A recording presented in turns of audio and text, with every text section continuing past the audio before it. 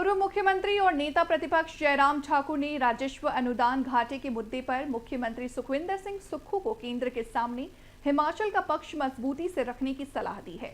मंडी में मीडिया से बातचीत के दौरान जयराम ठाकुर ने कहा कि सीएम सुक्खू जहां भी बोलेंगे वे उनके साथ चलने को तैयार हैं। उन्होंने कहा कि बार बार केंद्र सरकार को कोसने के बजाय प्रदेश को आर्थिक संकट से बाहर निकालने पर ध्यान दिया जाना चाहिए। आरडीजी ग्रांट को लेकर उन्होंने कहा कि कांग्रेस केवल शोर मचा रही है, जबकि केंद्र पहले ही इसे बंद करने के संकेत दे चुका है।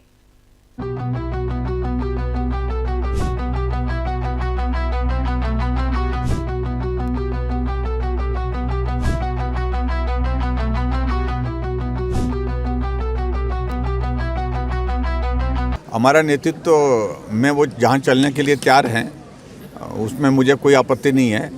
चलना चाहें चलें, लेकिन मैं कुल मिलाकर के मैं इतना ज़रूर कहना चाहता हूं कि इस प्रदेश सरकार को अपना पक्ष प्रभावी ढंग से केंद्र के सामने रखना चाहिए।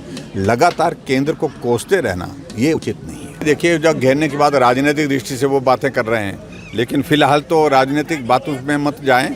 जो स्टेट के लिए आने वाले समय में जो आर्थिक संकट है उससे हम बाहर कैसे निकलें, उस पर सोचिए। प्रदेश के बहुत सारी चीज़ों को उसमें ध्यान में रखते हुए केंद्रीय बजट में प्रोविज़न किए हैं और हिमाचल प्रदेश को लगातार उसमें मदद के रास्ते जो है पहले भी खुले रहे हैं, अभी भी मदद के लिए बहुत बड़ी उसमें गुंजाइश निकली है। और रेवेन्यू डेफिसिट ग्रांट जो है वो पिछली बार भी बंद करने की दिशा में कदम आगे बढ़े थे, टेपर डाउन तो कर ही दिया था। इससे बड़ा इंडिकेट साफ हो गया था कि रेवेन्यू डेफिसिट ग्रांट जो है अब की बार नहीं मिलेगी।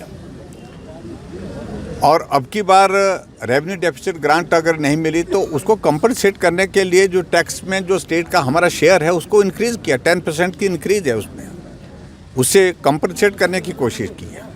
इसके अलावा अलग अलग सेक्टर है जिसमें बजट प्रोविज़न और ज़्यादा इन्हांस करके बढ़ा करके पर्वतीय राज्यों को, हिमाचल जैसे राज्यों को उसमें मदद मिलेगी। और वैसे भी हिमाचल प्रदेश में स्टेट गवर्नमेंट आज की तारीख में करके रही है।